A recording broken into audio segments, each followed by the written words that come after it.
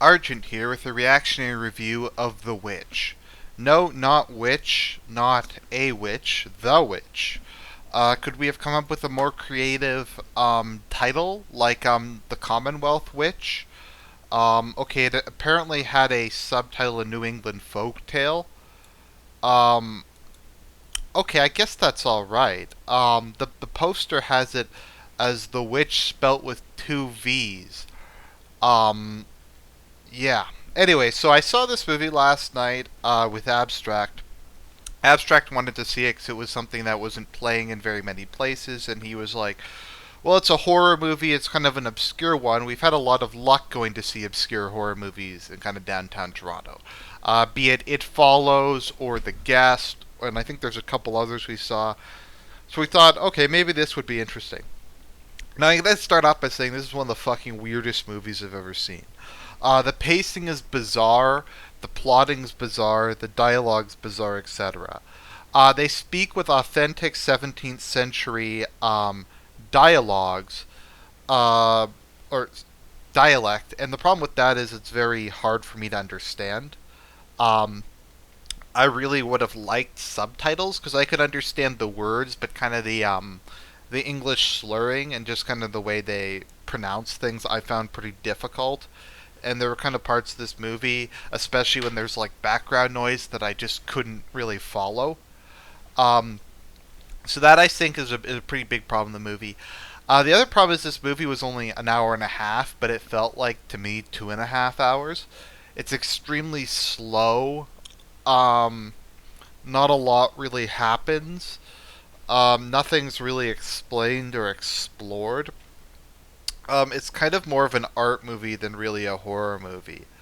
When kind of the occasional disturbing imagery shows up, it's kind of just like who cares. So what did I think? I didn't really like the movie that much, to be honest. It's not the worst movie I've ever seen. It's not really good, but let's go into it. So the movie starts out with William, who's kind of one of the main characters, being excommunicated from Puritan Christian plantation in New England for being more Calvinist than the Calvinists. He's so low church he refuses to baptize his kids for some reason. So his family is exiled, and after a day's travel away, they find a spot of land by the edge of a large forest, and they're like, "We're gonna start our new life here. We're gonna start farming here. We're gonna show them." So while they're doing that, their daughter Thomason, which is kind of a strange name for a girl, is playing with their newborn baby, their fifth child, and the child disappears right before her eyes. We later cut to a scene of an old woman cutting up the baby. It's not really shown, but it's strongly implied, cutting up the baby and bathing in its blood as some sort of way either to regenerate herself or to fly. It's kind of ambiguous. So she rubs it all over herself. So Catherine, the mother, is devastated by the baby's disappearance and spends her days crying and praying to God. William takes his eldest son Caleb for hunting after he discovers their crops are failing because the land is poisoned. Caleb confronts his father about whether Samuel made it to heaven because he was not baptized, which is interesting. I'm not sure what the Calvinist view of baptism are. Ultra low church people don't think it matters, but a lot of Christian sects held on to the idea that baptism saves.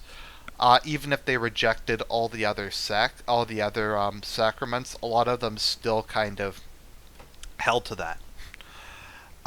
So we get the family gradually starting to fall apart. Um, it's Everyone starts to blame Thomason for the family's various problems.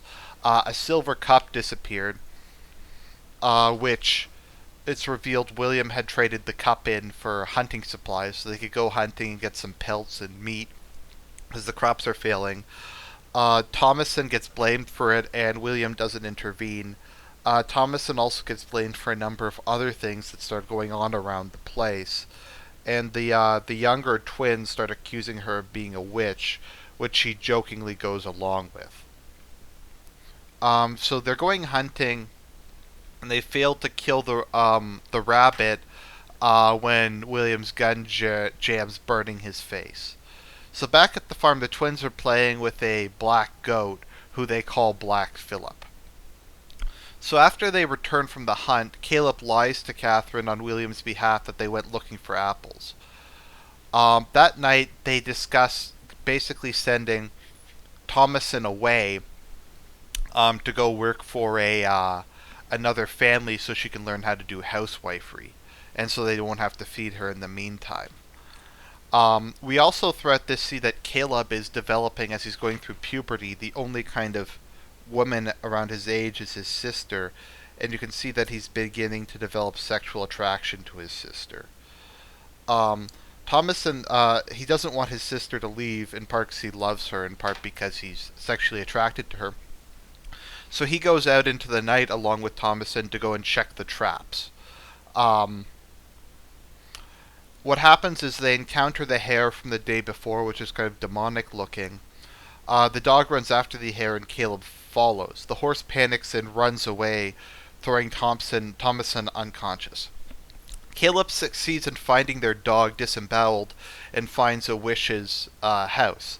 She appears to Caleb as a beautiful young woman and lures his horny teenage mind towards her before grabbing him. Thomason returns home, and Catherine is increasingly growing suspicious of Thomason, blaming her for Caleb's disappearance as well as her other son's disappearance in the silver cup. William eventually tells Catherine that he was the one who traded for the silver, but they're beginning to believe that Thomason is a witch. They later find Caleb naked and weak. The twins accuse Thomason of being a witch. Caleb begins to have a fit as the family prays over him. He's seemingly broken free after casting out a bloody apple. He passionately proclaims his love for Christ, and it's a really disturbing scene, and then he dies. Thomason continues to be accused of witchcraft, where she in turn accuses the twins of being a witch because they constantly talk to Black Phillip the goat. Enraged by the behavior of his remaining children, William boards them up in the goat house along with the goat, and buries Caleb. William later finally confesses about his sin of pride for running away, how he lied to his wife, etc. So the during the night, the witch enters the stable and begins drinking the blood of the goats. What happens to the twins, I'm not exactly sure. I think it's implied that the witch takes them and eats them. Inside the house, Catherine sees a vision of Caleb and her baby child and begins breastfeeding Samuel. In reality, the baby she's breastfeeding is actually a raven who basically bites her breast off in a very disturbing scene. So the next day, William finds that the stable's destroyed and the twins have vanished. He's then killed by the black goat, and Thomason is attacked by Catherine, who blames her for everything that happens, believing her to be a witch. Thomason is being strangled, but in self-defense she stabs her mother to death. That night, Thomason goes and talks to Black Phillip. As her whole family's dead, and if she returned to the plantation herself, she would be accused of being a witch and probably burned. So faced with the choice between starvation and death, she goes to the goat and talks to her. The goat transforms into Satan, confirming that he was a demon the whole time. He tells her to strip naked and helps her sign her name in blood in his book. Thomason then follows Satan into the woods and eventually comes across a bonfire surrounded by a coven of nude witches, who are shrieking disturbingly. The witches levitate in the air and Thomason joins them, rising high upon the earth, laughing manically. So what is the message of this movie? I don't fucking know. It's really weird. I mean, everything I described there, I kind of had to read the summary fairly verbatim, because I found this movie really hard to follow, in part because of the pacing, which is gruelingly slow, in part just because I couldn't understand their old English. I know a lot of people like it. I liked it because of its artistic elements, because of the limited cast of characters, because of kind of the claustrophobic isolationist thing. It's kind of a bit reminiscent of like Evil Dead. or kind of like Cabin Fever, or one of those ones where they go to like kind of a place in the middle of the woods and they gradually turn on one another. It's hard though because it's kind of, I guess the shtick is that it's in uh Puritan England, New England. At the same time though, it's very. I keep saying it's weird, and I know that's not very descriptive. But that's honest to God kind of the best way I can describe it. Is the movie pro-Christian? I don't know. It's kind of pro-Christian. The Christians are right that the devil's out to get them, and that people sell their soul to witches. At the same time, their paranoia and hypocrisy is what brings them down. I guess that's kind of the deepest way you can look at this movie, is that in being so ironically enough, being so consumed in their Calvinist belief that human nature is corrupt, they really kind of fail to see their own faults, and their faults kind of destroy them. At the same time, it doesn't really destroy them because the witch directly kills all of them except for Catherine, who wouldn't have gone insane if not for the witch. So was it human failing? Was it a conflict of personalities? Was it Satan? Was it magic? I don't know. It's a movie that's too ambiguous, and a lot of people say show don't tell. Well, I'm an advocate of show and tell because it's sometimes very hard to kind of get where a movie's going and get where a message is. I don't really mind exposition. I think a lot of movies could use more exposition or like kind of more scenes where they're explaining stuff. Um, this movie has like a lot of scenes I just don't think are really necessary. That they probably could have explained some more things in, maybe given a bit of background into the whole rumor of the witch, maybe kind of explained a bit more how the witches work. I think some people who kind of like low horror or low fantasy will like this movie because of how kind of mundane magic is portrayed, and that would be fine. It just needs to be in kind of a faster paced movie. I'm not saying it has to be an action movie or something, but give us a little more to work with. Um, the costumes are okay. The actress who plays Thomason is very good looking. She has kind of an interesting kind of. I find she almost has kind of like a cat-like face, like kind of a really broad face with kind of a really cat-like nose and really big eyes, and kind of really gorgeous blonde hair and big brown eyes. So I think she's really pretty, um, and that's really nice. I don't really think it's particularly. Um, I don't know. It's a weird movie.